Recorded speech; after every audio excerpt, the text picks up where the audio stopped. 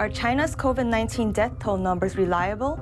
Beijing says about 60,000 died of the virus recent weeks, but internet users in China discovered the death count in just a single city far exceeds the official number for the entire country. Funeral homes in Beijing have the capacity to cremate about 130,000 people that time frame. If you remove those that died of natural causes, still more than 11,000 deaths could have been due to the virus. What do you think is really happening? Leave a comment to let us know and subscribe.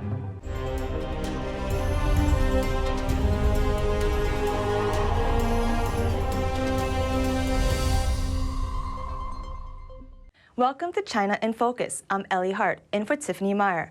How just many have died from COVID-19 in China? No one knows for sure, but some internet users in China are doing their own math and casting doubt on Beijing's official numbers. Here's one example. China's top health body says about 60,000 died of the virus between December 8th last year and January 12th this year. But the figure is significantly lower than estimates of the virus death toll in Beijing, a single city. Here's the calculation. Funeral homes in Beijing are capable of cremating 3,600 people per day when they're running full capacity.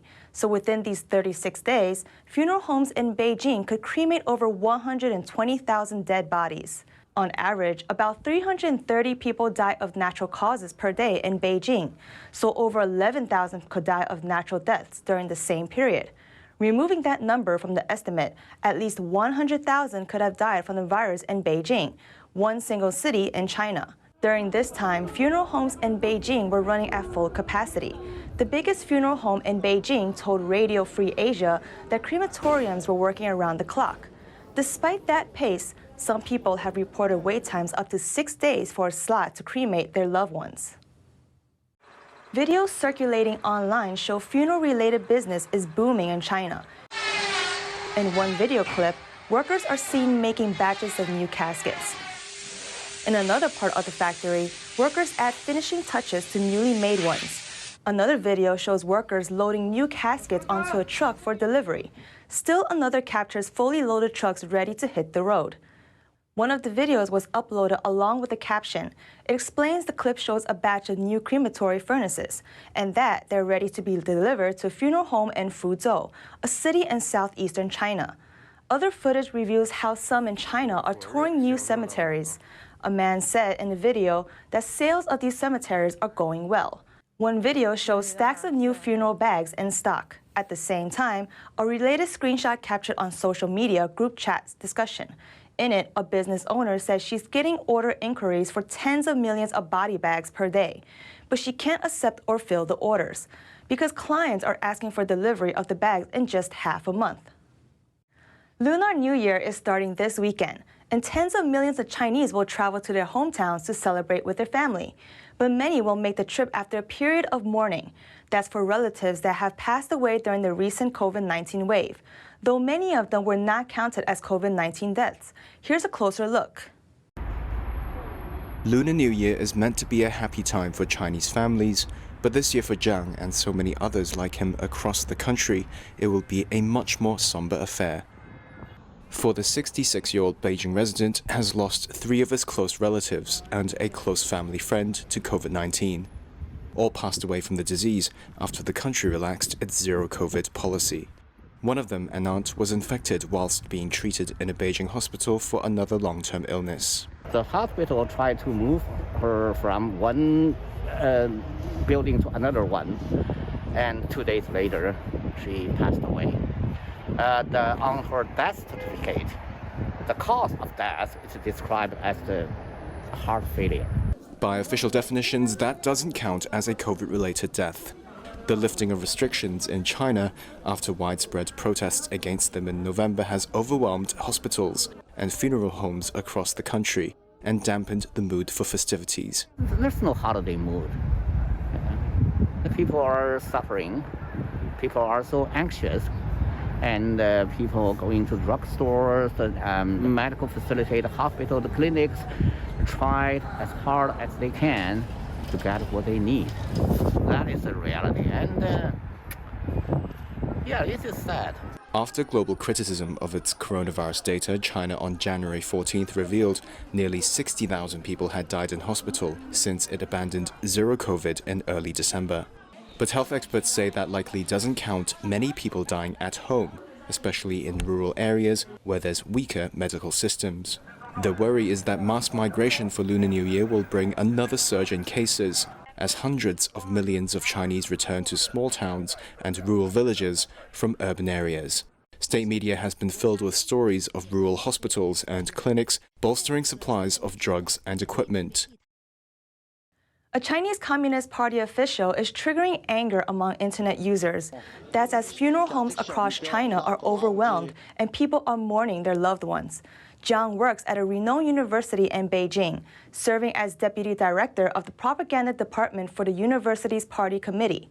Worth noting, the majority of universities in China have internal departments that function as branches of the Chinese Communist Party. Over the weekend, he shared a post on Chinese social media. In it, he wrote that he had expected millions of people in China to die of COVID-19, saying, quote, "So what if millions of people die?" He cited how China's 2021 death toll reached 10 million, adding that 5 million more, quote, "wouldn't be a big deal." He also questioned why the number is considered unacceptable. His remarks sparked a huge amount of criticism on social media platform Weibo. Comments on the post have since been censored. Many businesses are begging for Chinese tourism, given the country's borders are now open. But in the United States, travel agents don't seem to be benefiting from the change. Here's the latest. Before COVID-19 shut down global tourism, China was the world's largest outbound travel market. In 2019, Chinese tourists spent more than $120 billion overseas. The U.S. used to be one of their favorite destinations, but things are different this year. I think we have a 30% rebound as compared to before the pandemic. I can see more inquiries than before, but for real orders, still it's hard to tell, since it's only mid-January. David Dong is the CEO of a travel agency in New York. He said what's stopping Chinese tourists is mainly the tightened U.S. visa policy, meaning tedious procedures, long waiting times, and a higher chance of rejection by the embassy. This trend has continued from the Trump era through the pandemic. On top of that, long-haul flights are now beyond the reach of many Chinese. That's after Beijing's 3-year zero COVID-19 policy took its toll on the country's economy. I think the economy is another factor to consider, because after all, these years many businesses and industries are struggling. The economy is not as good as before. Meanwhile, the Chinese Communist regime doesn't seem to encourage travel to the U.S., given the political and economic tensions between the two countries. Many Chinese travel platforms, as well as official travel agencies, haven't fully started marketing trips to Europe and the United States. Typically, the busy season for Chinese tourism to the U.S. starts in April. Insiders project that this year's prospects may not be clear until then. Back to the situation inside China. More outbound tourists are flocking to international airports. That's with the Lunar New Year holiday just days away. Among those wheeling large suitcases, many say they welcome the easing of COVID-19 curbs. I want to go to Macau and celebrate the Lunar New Year in Macau. As the pandemic control policy has been lifted, I think for our citizens it makes life more convenient. We think it's very good. We can travel abroad to some places that we couldn't travel to in the past 3 years. The no COVID-19 test is also good policy. The majority of travelers don't seem to be going far.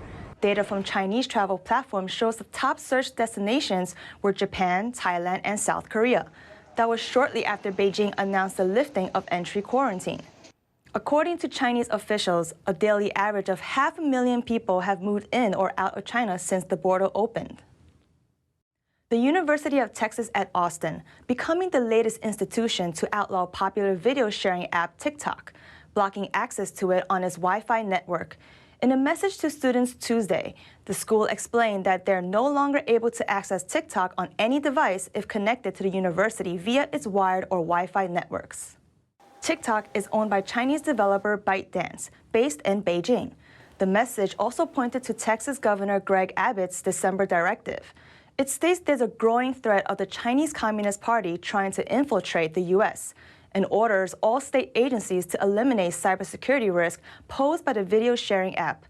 The move follows the footsteps of over 30 U.S. states and the federal level, plus several more universities, which prohibit the software on government-managed devices. Economic growth and avoiding global recession, these issues are topping the agenda at the World Economic Forum in Davos, Switzerland. That's against the backdrop of war in Ukraine and worries over climate issues. When it comes to China, it's not about the threats imposed by the communist country or intellectual property theft or unfair trade practices. It's about how some countries believe China can bring hope to the global economy after 3 years of lockdowns and strict COVID-19 rules. This as some of the world's largest economies struggle to overcome a downturn. At the meeting on Tuesday, Chinese Vice Premier Liu tried to assure investors and other economies that China is still a good place to do business. He laid out an optimistic vision, saying if Chinese people work hard enough, China's growth will most likely return to its normal trend this year.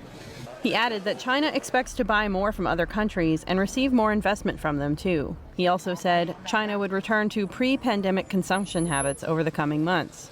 If that happens, the shift would benefit foreign companies. Top finance officials at the forum welcome China's change in pandemic policy. The CEO of American investment bank Citigroup called China's opening up good news for the global market. While the CEO for Chinese travel company Trip.com said the company is working with airlines to raise tourism numbers back to normal by the third quarter. By Q3, we hope the capacity will be back to normal. Likewise, the company says it's trying to help Chinese travelers heading abroad. An agreement between the U.S. Treasury and Beijing. Treasury Secretary Janet Yellen met with Chinese Vice Premier Liu He for the first time in person on Wednesday. During a 2.5-hour meeting in Switzerland, the department said both leaders agreed to better communication about macroeconomic and financial issues. They also pledged to improve cooperation on climate finance, including within forums like the United Nations, Group of 20, and APEC. The Treasury called the talks candid, substantive, and constructive. Liu said both countries need serious communication, adding that he was ready for an in-depth exchange. U.S. President Joe Biden and Chinese leader Xi Jinping vowed to increase communication when they met in Indonesia in November. The reports are in, and China's 2022 economic growth slumped to one of its worst levels in nearly half a century. Let's take a closer look. The world's number 2 economy grew by just 3% in 2022, less than half of the previous year's 8.1%. That's based on official data. It marks the second lowest annual rate since at least the 1970s, beaten only by 2020 when growth fell to 2.4% at the start of the pandemic. In particular, last year's fourth quarter was hit hard by a property market slump, strict COVID-19 curbs, and later an abrupt rollback of lockdown rules that has led to surging infections, a temporary labor shortage, and supply chain disruptions. Now, to boost the economy, China's top leaders have pledged to focus on expanding consumption, aiming to help support domestic demand. What's more, authorities rolled out new policies to target home buyers and property developers. This looks to address a long-running liquidity squeeze for developers and the delayed completion of many housing projects. Some experts paint a brighter picture, though, for the Chinese economy in 2023, predicting new growth in the second quarter. Others are more cautious. The World Bank cut its 2023 growth outlook for China to 4.3% from a forecast in June of 5.2%. Due to lacking transparency on economic data from China and the pandemic hitting the country's economy hard, some experts believe China's real GDP for 2022 is lower than the official number, or its economy was actually shrinking. Next, we'd like to take a minute to answer a question from our viewers, asking why the Chinese regime isn't recommending certain early COVID-19 treatment options. Those with severe COVID-19 symptoms are prescribed ivermectin, hydroxychloroquine, and vitamin D by frontline physicians in the U.S. You use vitamin D3 supplementation. You use early outpatient treatments. We know it's very successful and it works. In China, there are no reports of authorities recommending those treatment options. Instead, when the outbreak first started, China had been stepping up the production and distribution of a traditional Chinese medicine to prevent or treat COVID-19. Authorities have distributed millions of boxes of it to residents for free. But the drug has been criticized on Chinese social media for its efficacy. Locals have also protested over the handling of the situation.